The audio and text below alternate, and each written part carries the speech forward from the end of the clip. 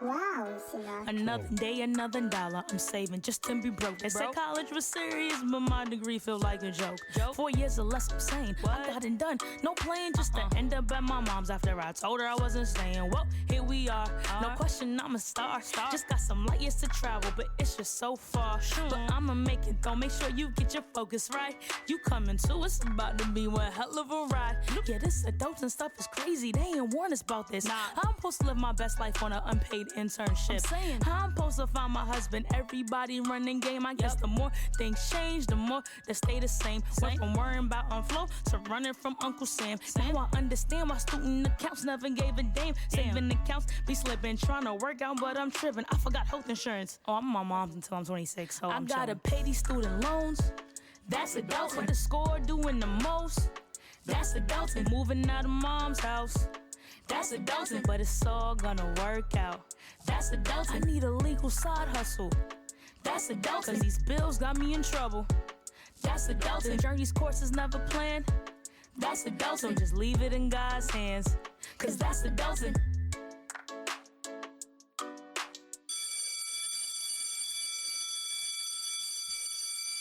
Hey friends, welcome back to another episode of the School of Life podcast. I'm super excited about today's episode because we are continuing our financial literacy series.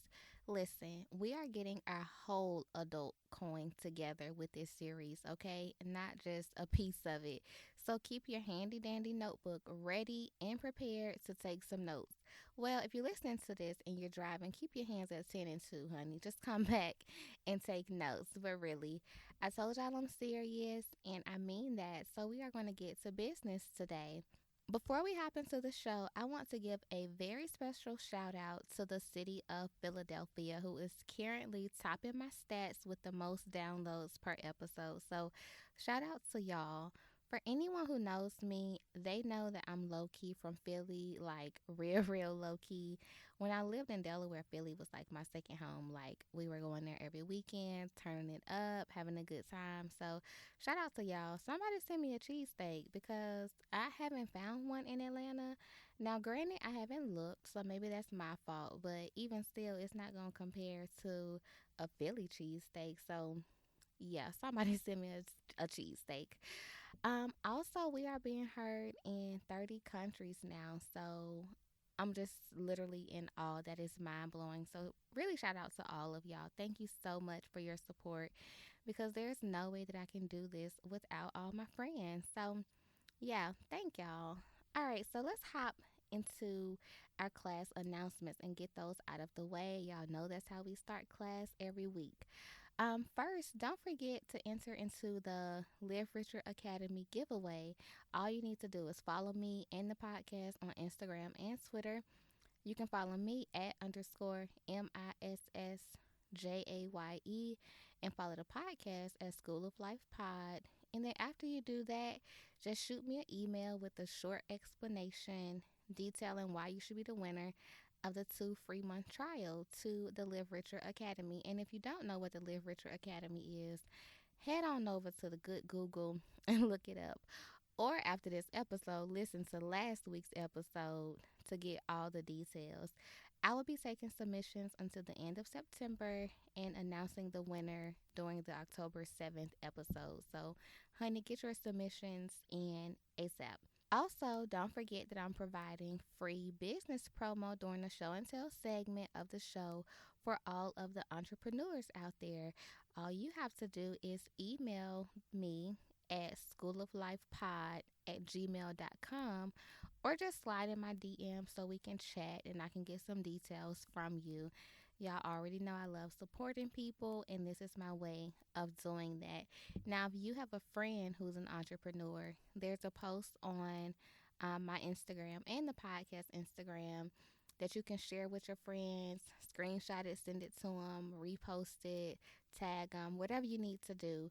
Because look, who doesn't love free promo, okay? I know I do. That wraps up our class announcements. I keep telling y'all I'm just getting them shorter and shorter. Today we only had 2.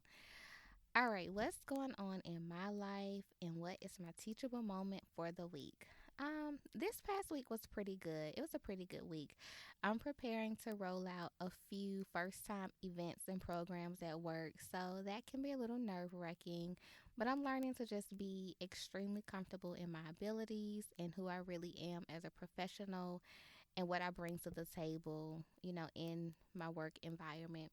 Sometimes fear starts creeping in, and I'm like, OMG, what if they don't like it? What if it doesn't go as planned? What if I mess something up?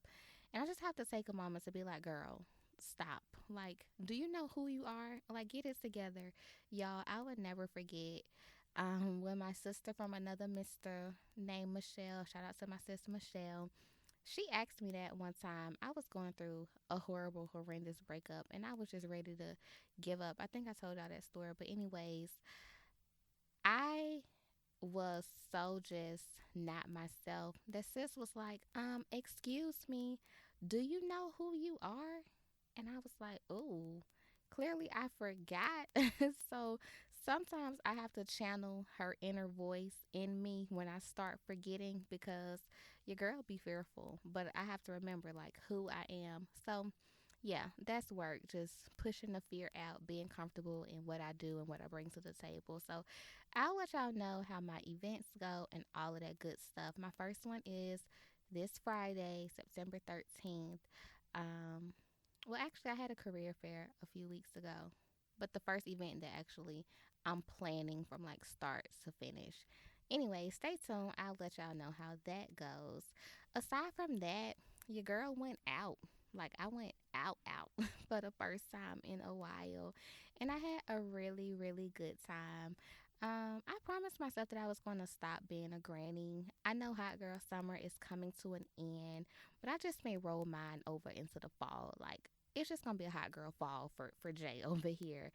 I'm fun. I believe I'm fun, and I really do love going out. But I've realized that since I moved from Delaware, I don't really have a lot of friends, and you gotta have people to go out with. I'm not saying all the time because I do go places myself, but to have a decent time and to enjoy the atmosphere and all of that, it'd be nice to have some friends. So yeah, I'm gonna go out more. I'm gonna get out, have a good time, especially in this city. Like, it's so much to do. So stay tuned on that note. So that's what's going on with me in my world. This week, my teachable moment is simply that there's power in effective communication and comprehension. So, super long story short, I felt offended by a friend this past week, and so I voiced that, and we ended up talking about it, and it was a really, really good conversation. And we were able to just see that we're still learning one another, and that's why I felt offended by a statement that she just really meant from the heart. And so, what made the communication so powerful is that we both were open and honest, and that can be hard sometimes. Like, I can do a whole episode on the power of communicating, and I probably will because as young adults, we need to know how to communicate effectively. And by no means am I a perfect communicator, but I try to be very conscious of how I communicate my feelings and my thoughts and all of that. But anyways, we were open, we had a very honest conversation, and with that, we were also able to comprehend what one another was saying. And let me tell you, it's one thing to communicate, but it's another thing to comprehend because if you're communicating but no one is comprehending, it's a dead conversation. So, in all of that, the conversation ended up going really well, like I've said. But I was just like, wow, this is another great teachable moment for my life. One, because although I'm a very open person, sometimes being vulnerable is hard for me, and there's a whole psychological reason behind that. But anyhow, it's hard for me. So when I do open up and I am that vulnerable, I get fearful, of what may come out of it. But it was great. Communicate, comprehend, all of that. So that's my teachable moment. There is power in effective communication and comprehension. All right, so today we're continuing our financial literacy series and talking about budgeting. So, last week we talked about our relationships with money and how before you can do anything with your coins, you need to understand some roots about your relationship with the coin. And I hope you guys did the homework and was able to face some truths about yourself, whether that's positive or negative, because remember, our relationships are different. And even if it's negative, honey, that is okay. That's why we're here. But I hope that you did the homework and was able to just write down some of those money messages and just better understand why you may have some of the spending habits or saving habits or whatever habits you may have. Just get a better explanation as to why based on your upbringing. This week's lesson is another Live Richer Academy lesson that another course that I took, and I know you all will like it and find it practical. Look, don't forget, I'm giving away 2 free months to the online academy to one lucky winner. So get your emails to me ASAP. You don't want to miss it. It's so much good information. Like, you will learn so much. So let's hop right in. Like I told y'all last week, finances were not a thing that we talked about in my household growing up. A lot of things I had to learn at the school of life. Literally, not this podcast, but life taught me a lot of things. I really don't remember when I did my first budget, but I know I haven't not done one in years. Like, budgeting has been a part of my life for as long as I can remember, maybe 17, maybe 18. I don't want to lie, but I have been budgeting for a while. Um, it's just a part of my life. And I will say, writing it down on paper is just so different than having a count in your mind. I know at one point I was like, oh, okay, I got $800 in my bank account. That means I can get some gas. I'll do like 100 for gas for the month. Okay, I'm gonna get food with like 50. First of all, that's too much. I got a headache just thinking about that. I need pen and paper to the pad. You know what? Pen and paper to the pad. I need pen to the pad, writing it down. I have a notebook dedicated to only budgeting and finances. It's a steno pad, the one we used to use back in like first grade for spelling tests. Y'all know what a steno pad is. But yeah, I use one of those, and it's literally a part of my life. Like, if I'm traveling, I would take my budget book with me. Literally, I would put it in my purse. I would put it in my book bag. That's how serious it is to have my, I call them a little blue book, to have it, part of my life, because budgeting is important, period. I just can't imagine not budgeting. Like, I don't even know what that life would look like. And to me, there's no real way that I'll have any grip on my money without budgeting. Plus, budgeting is the cornerstone of all of your financial challenges and successes. Like, I don't know how many of you out there do budget or don't budget. I hope more of you budget than don't. But even if you don't, that's okay. That's why you listen to this podcast. But it really having a budget really sets you up for those successful financial moments.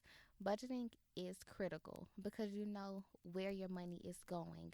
You know where every dollar will be spent or how it will be saved.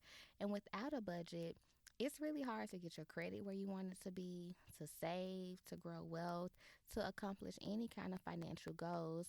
And once you get your budget in place and get it, looking how you need it to look, you can get a debt plan and a credit plan and do everything that you say you want to do because you have it on paper, you can see it, and you can account for every dollar.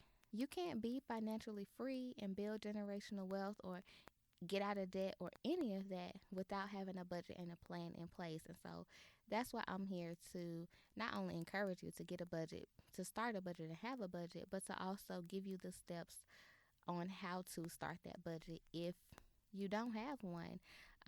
So for anyone who doesn't have a budget, listen, I'm here. I just preached to you for a little second about how important it is, but I would be remiss if I just get on here and say you need to budget, budget is so important, and didn't tell you some of the things I use to budget. And I feel like I have a pretty decent grip on my budget.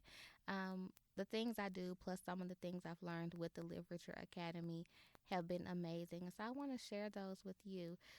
Today I have 6 steps to starting a budget. And just FYI, there's a free budget worksheet called the My Money List by Tiffany Aliche, the budgetnista who I've been talking about this episode and last episode. But she provided this budget worksheet free, and I'm going to share it on my Instagram as well.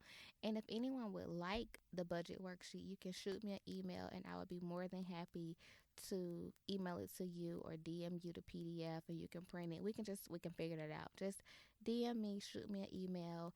But I say all that to say I am going to be referencing that sheet, throughout my steps, and I wanted you all to be able to see what I was talking about and to have a visual. So if you're listening to this now and you're not driving, because don't be on your phone and driving, go to Instagram and you will see the budget worksheet posted in the recent post. So anyhow, you can also create your own. Like, you don't have to stick to this sheet, but this is just a guide. You can create your own. I use a mix of both.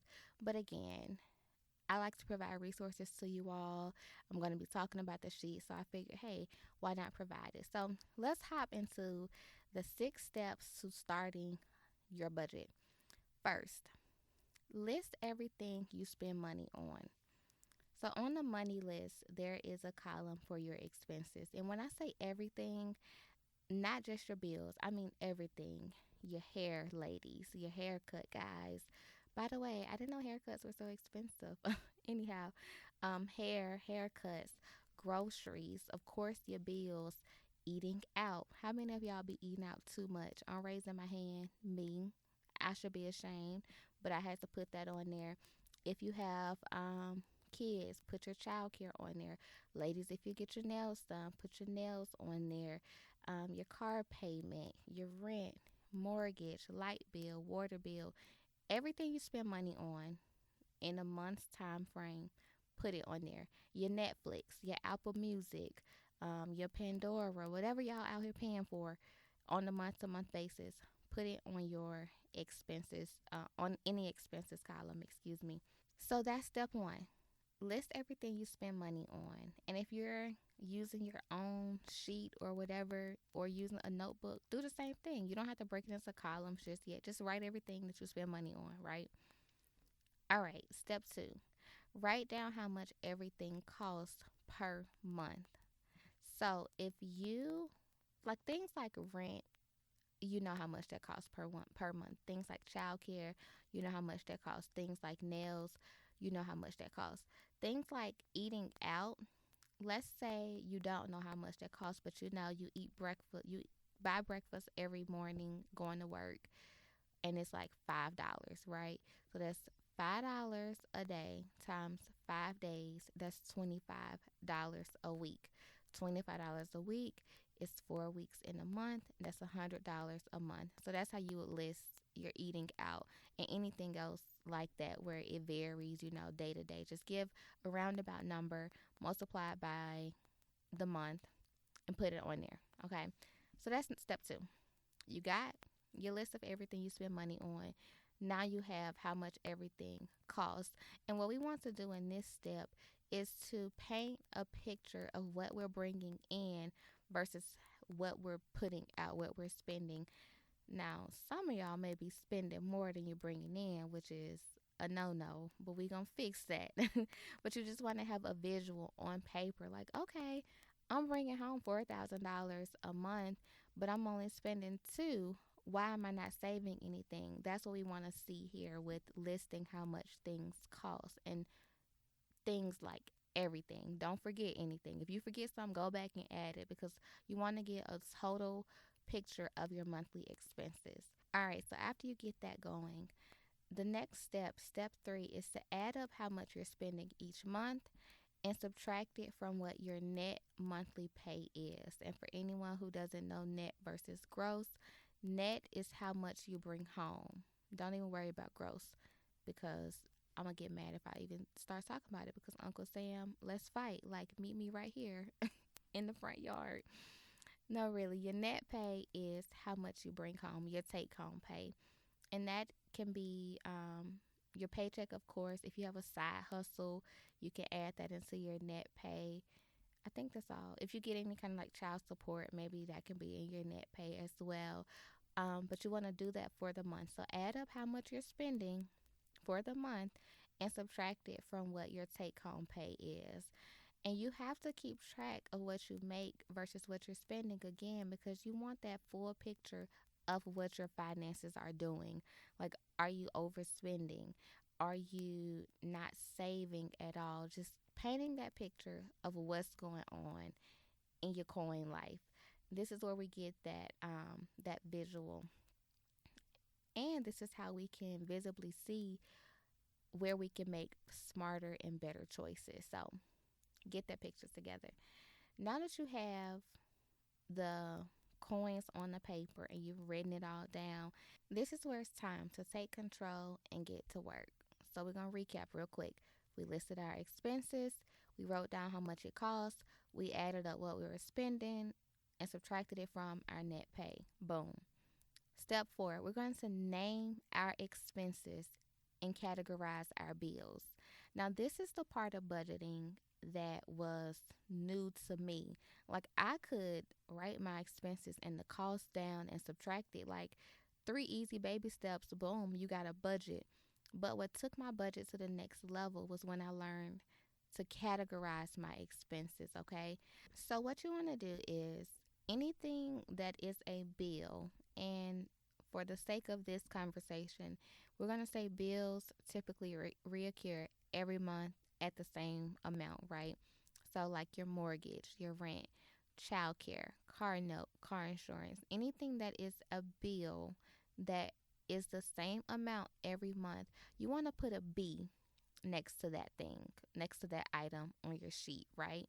And from there, anything that fluctuates on a month to month basis, so let's say your light bill or your water bill, these are based on your usage, you want to add a UB next to these, and the U is for up and down bills. So as we're naming our expenses, we have B for bills that reoccur at the same rate every month, and then we have our UBs, which fluctuate month to month. So that should cover all of your household bills, and if you, like I said, if you have a child, your child care.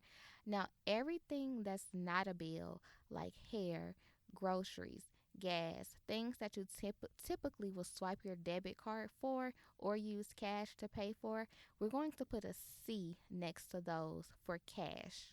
Now, with this categorizing, it helps you to see where you have control. That's the point of categorizing in step 4.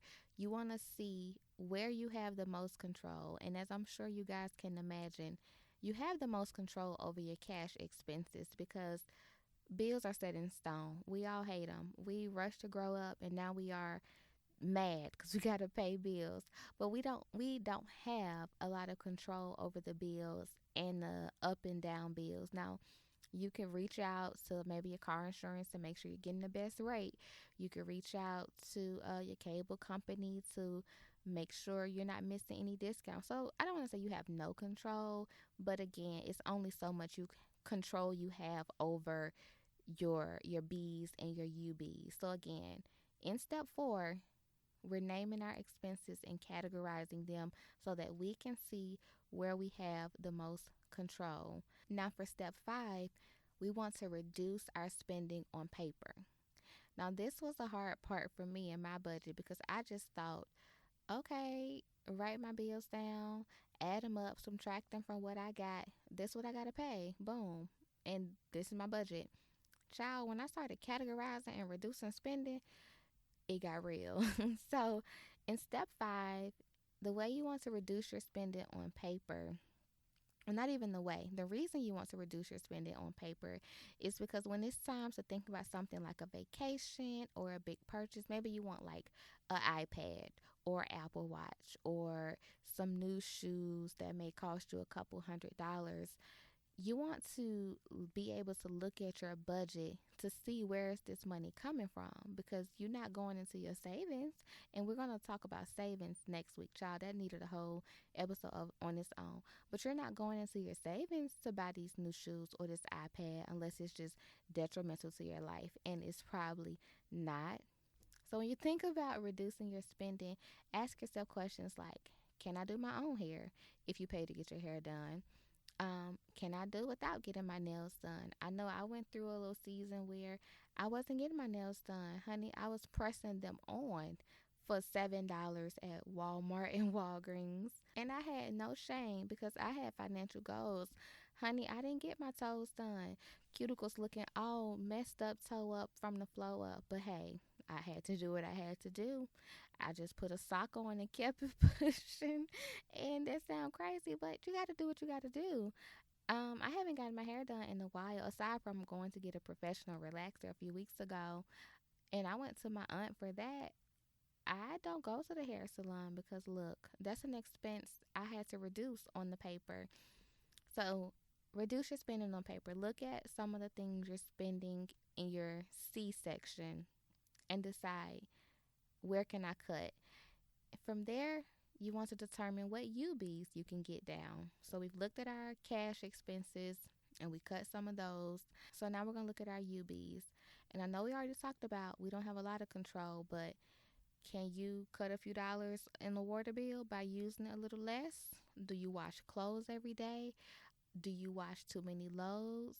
Now, I know some people are particular about how they wash their clothes. I separate my clothes as well, but are you washing two things? First of all, my mama would whoop my butt if I was washing less than 25, 30 things in her washer.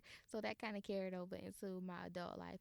Only on certain things, like my whites. If I have a white collar shirt for work or something and I don't have no more whites, I'm going to wash it by itself.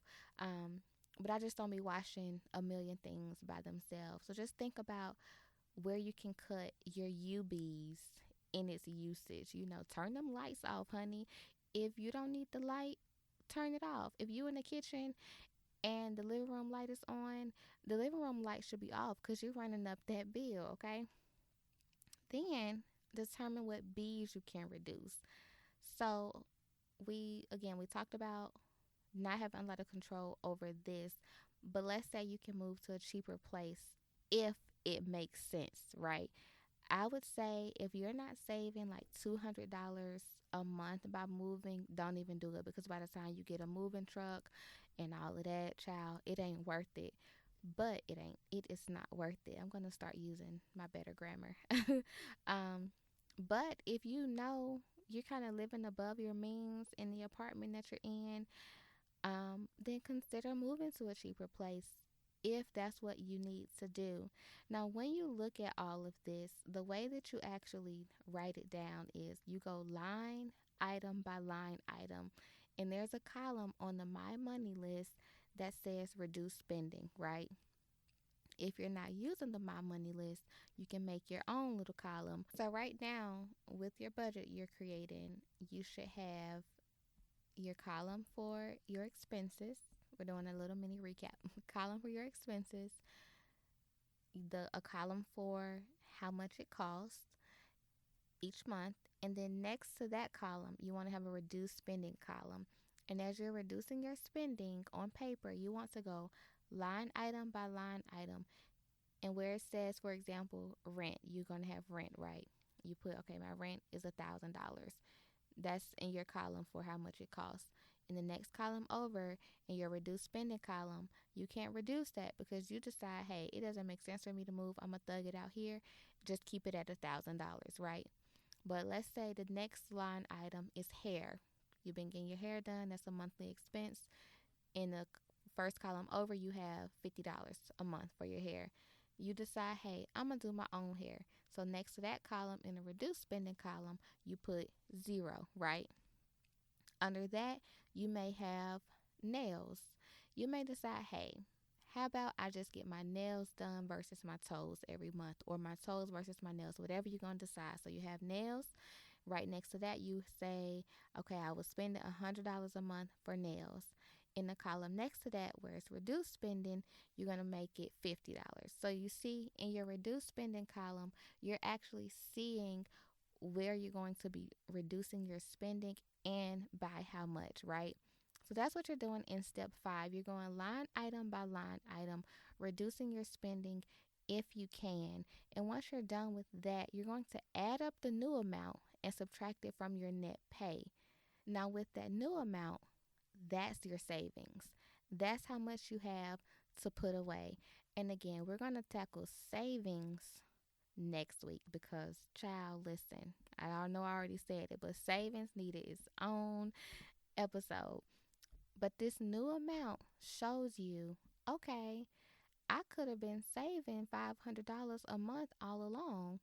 Where is my money? When you actually write it down and reduce your spending, you're like, okay, I may have a little bit more money than I thought. Or it could be the opposite. You may say, I may need a little bit more money even after I reduce my spending. I may need to get a part time job to help me out. But what you're going to do from here is take the budget off paper and take action by automating your B expenses. So the expenses that we categorize as a bill, back up in step 4, we're going to automate those, right? And that brings us to step 6, which is how we're going to reduce our spending in real life. So we wrote out our expenses. We know how much we're spending each month. We've categorized our expenses. We've reduced our expenses on paper.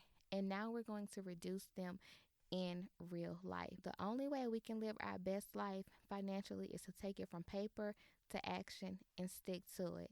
Listen, what's the point of having a budget if you don't stick to it in real life?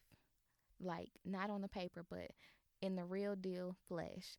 There's no way you can see financial progress if you don't stick to your budget. And the easiest way to do that is to just have better practices.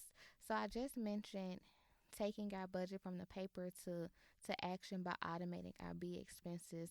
And what that looks like is setting up an account just for your bills and for them to come out of that account automatically. Now, I'm going to dive way deep into that when I talk about saving, because I'm going to explain the benefits of having multiple accounts and how many checking accounts you should have versus how many savings, and not like 10 or 6, maybe like 4. But whatever the case, I'm going to give you a deep dive into why having a separate bills account is so important.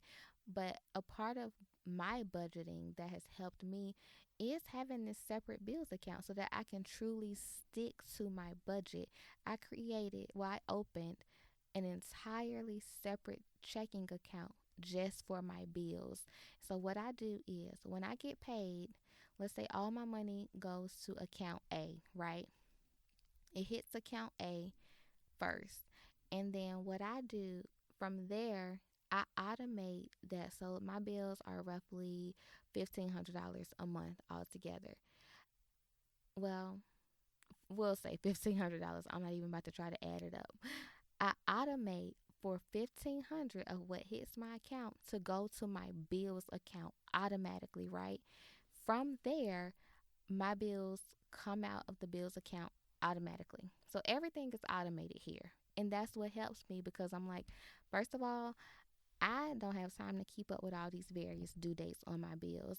Everybody's not in a position to automate, and that's okay. I understand that you may be like, first of all, I need to see how much coins I got at the end of the month. But that's the point of a budget, so that you know, so that you can get to a place where you can automate your bills. So that's how the budget helps me when it comes to putting it in action in real life. I take the money I make, a portion of it goes to the bills account. The bills come out of that account, and only bills. So when I go shopping, the card I use for shopping is linked just to my checking account for my C's, for my cash. And again, I'm going to dive deeper into this when I talk about saving, because this rolls right into how I split my savings and what kind of savings account I have and all of that. I will add, some of your jobs, well, most jobs have it as an option where you can get your paycheck split between a couple different accounts. So I know my job has it where I can split it between 9 different accounts. But right now, because I just started the job and I'm getting ready to move and I'm going to have to drop too much money to move, everything just comes to my one account first, and I split it because right now I'm still paying bills in Huntsville and all of that madness. But once I get settled, best believe I'm going to go to my HR person and say, hey, or my payroll person rather, and say, hey, automatically put the $1,500 in this account. So instead of it coming to all to account A, it'll now be split between account A, B, and C, however I choose, and that'll be directly from the job. So if you want to look into having your job, split your paycheck before you even see it, that's an option as well. Listen, you have to do what you have to do to take the budget from the paper to the real life. Like real life action is what we're going for here, because it's nice and dandy to see it on paper, but if you're not taking the steps to, implement those things, like I said, what's the point of having a budget? Because you're just going to be looking at it like, no, we tired of looking at the numbers on the paper. We're going to do something about it. So it's that simple. Well, I take that back. It sounds simple. It's practical, and you can do it. This is achievable. This is attainable. You can make your budget right now. You can turn me off at this point and say, hey, boom, I got it.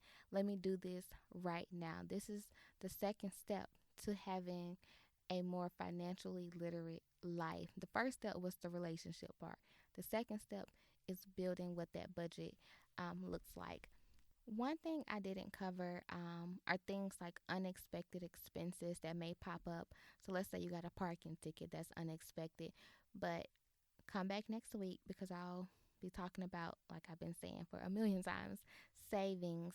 Because what will happen is you'll essentially want to pull from your savings for those unexpected things, because that's what it's for.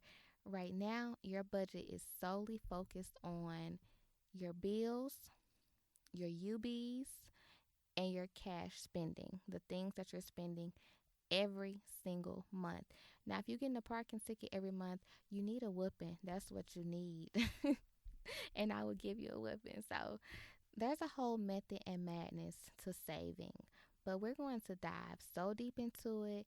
After this series, you're going to feel so empowered, and you're going to make better financial decisions and be on the road to getting your finances all the way together, honey. Okay, we're going to get them together. So just be sure you tune in next week for the savings installment of the series. So that wraps up today's installment of the Financial Literacy series. As always, I hope you learned something new and can apply some of the techniques that I've used to your own finances. Because listen, I'm telling y'all, we're on a mission and we're going to get there one way or another. But y'all know it's not the school of life without a few tips and resources and, of course, some homework. So, first, I have 10 tips for managing your budget. And you can also find these posted on the podcast Instagram. But here are the 10 tips. 10 tips, and I'm going to start in reverse order. So, number 10, tell a friend. Actually, tell a real friend, okay? This means tell someone who will hold you accountable without making you feel guilty.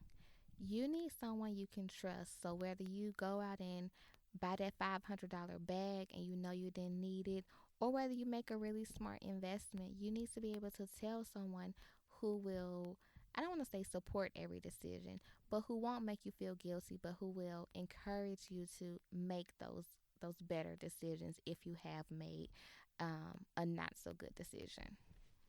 So find a real friend and tell the real friend. Number 9, reward yourself. Listen, everybody likes a good pat on the back from time to time. Get yourself something special if you stay on your budget. And don't go out there and buy that $500 bag. That ain't what I'm talking about.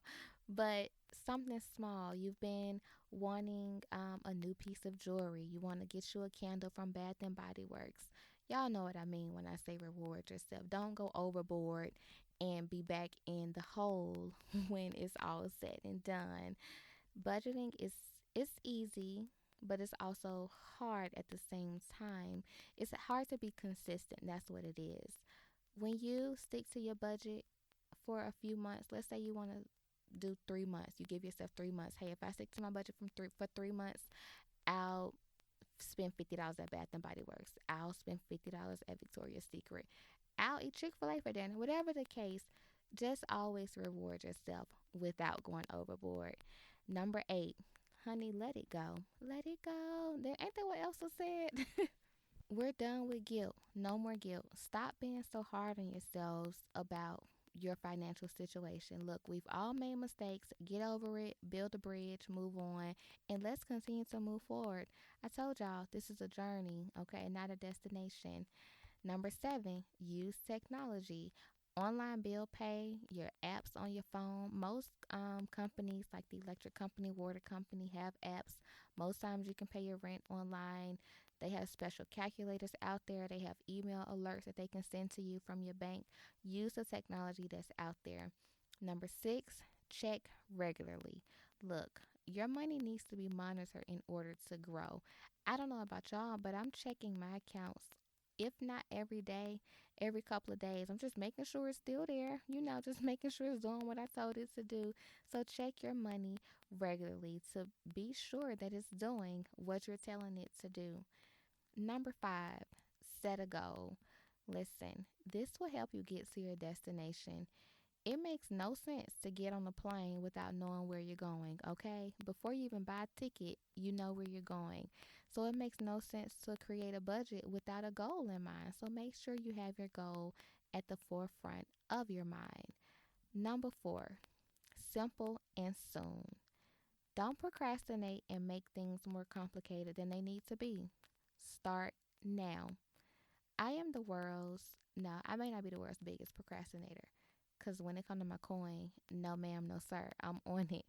I procrastinate about a lot of things, but my coins and my business is not one of them. And it should not be an area where you procrastinate. So start now, write down what you spend every month, get it going. Go back and listen to the steps 1 through 6 that we talked about earlier and do it today. Like, take some time today and get that done because it's something simple. You don't have to have all the answers, but you can start now and learn the answers and gain the answers.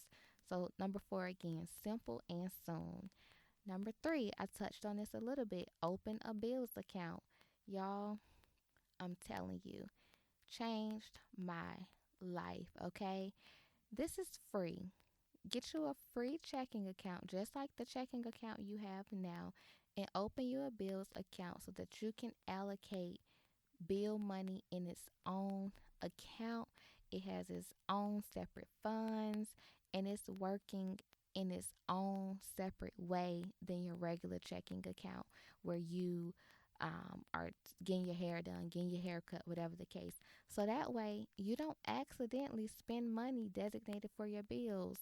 And y'all know sometimes these places be slow to take their money. You be like, sis, get this $800 rent before I spend it. Now, some of y'all probably do be spending it. It don't be no threat. And so to avoid all of that, just open you up a separate bills account. Number three, give and get an allowance. Well, first of all, I never got an allowance as a child, so this is a area where I be getting real heavy. I bet you never thought you would get you an allowance at this age, but after you create your budget, decide what items you have to pay for with cash each month and add the amounts up. Then divide the total by four because it's 4 weeks in the month, right? That's how much your new weekly allowance is. If you take weekly cash allowances, that will also help you curb your spending. So instead of just saying, okay, for the 2 weeks, I have $200 to spend miscellaneous. Listen, there's no such thing as miscellaneous. Give yourself the allowance that you have allocated on that budget based on your C expenses. And again, cash always helps because you can see it. Like if you have $100, you know when you break it, ooh, okay, I only got 90. All right, I only got 60. When you're swiping your card, you're like, oh, I got $500. I got $1,000. And before you know it, you be having -$3. Like, ooh, where did my money go? Those days are over. So give yourself an allowance and preferably in cash so that when you're shopping and all of that, you know exactly how much you are allowed to spend. So when the cash is done, baby, sit down because so are you. And the number one tip for managing your budget is to automate. Automate, automate, automate. Say it with me. automate. By taking out the human element, which is you, you're more likely to stick to your budget. Now, unlike the budgetista who has indicated with her tips that she has automated every single thing from bills to giving to charity, I haven't yet, but I have automated them bills, okay? That's for sure. That will be a lifesaver. Automate, automate, automate. Listen, these tips are not meant for you to try to accomplish in one go round. You don't have to beat yourself over the head if you trip up over one. They are things you can work towards at your own comfort level and at your own pace. These are 10 tips to manage your budget that I think are very good practical steps, to get in where you want to be. I hope you find them useful because, that's what they're here for. Also, as a resource, like I mentioned earlier, you can get a copy of the My Money List worksheet. Well, first of all, you can see what it looks like on Instagram, but you can get a copy via email. I would gladly email the documents to anyone. Just DM me or shoot me an email at schooloflifepod@gmail.com. And then lastly, Tiffany Aliche has a budgeting book called The 1 Week Budget that you can get on Amazon for like $15. So if you want to, use your $15 to invest in yourself, I think that would be a great investment. I will tag the book in the show notes so it will take you directly to Amazon. So those are the basics of budgeting. You have your 6 steps, you have your 10 tips. I have a money list worksheet for you. I have a book I'm recommending. There are probably a million other resources, documents, and books out there. I mean, money and financial literacy is like a hot button topic, especially around our generation. And I encourage you to do more research and read whatever you think will be beneficial to your life. Look, what I share is not a one stop shop for anything. This is just me doing some research and providing the resources that I have personally used or have read about that I believe in. But by no means, honey, get out there, get on the good Google because the Google knows a lot. Get on YouTube. That's what it's out there for. But the biggest thing is I got y'all back. Y'all know how I am. I'm going to always have some resources, but there are literally millions of things out there for you to use for budgeting and managing your money. So that's that for today. Let's hop into our Raise Your Hand segment. Unfortunately, this week we do not have a show and tell, but I plan to be more adamant about hunting down some businesses to feature.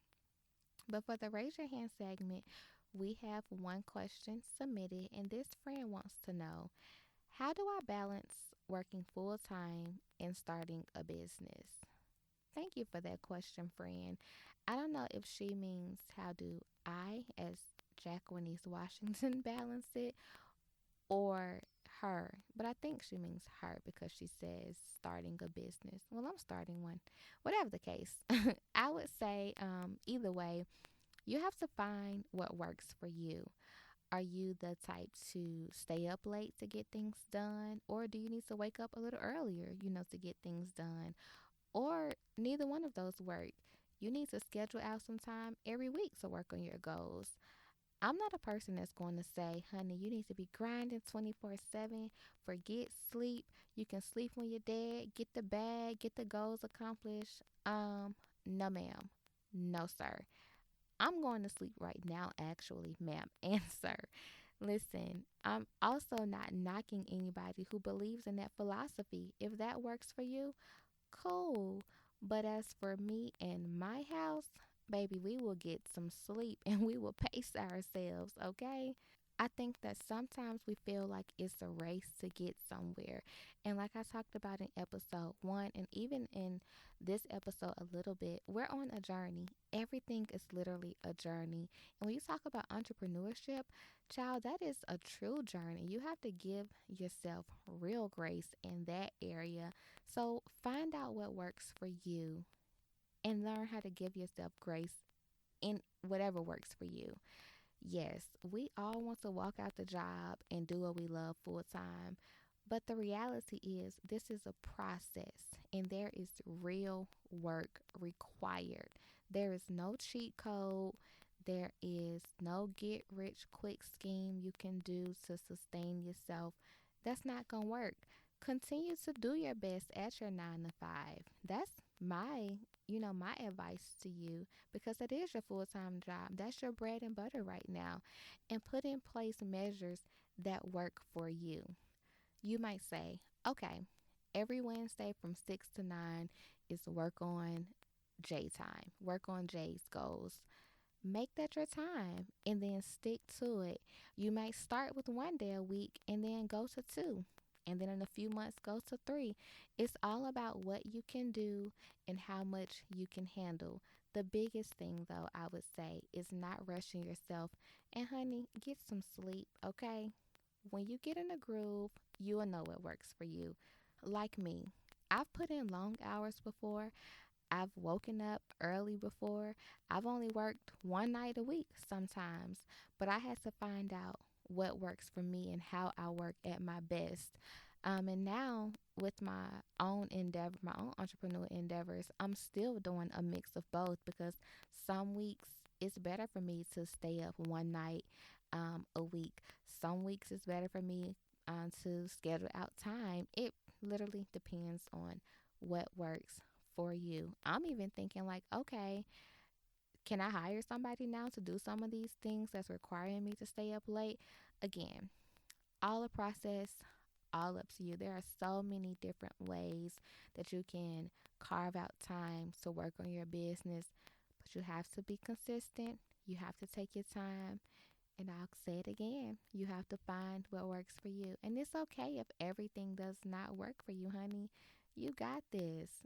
Thank you again for that question. I think that was a really good question, because a lot of us do have entrepreneurial spirits, and we're trying to go full force ahead with our endeavors, and that is a-okay. But it's always good to be reminded that it's a process, and everybody's process is going to be different.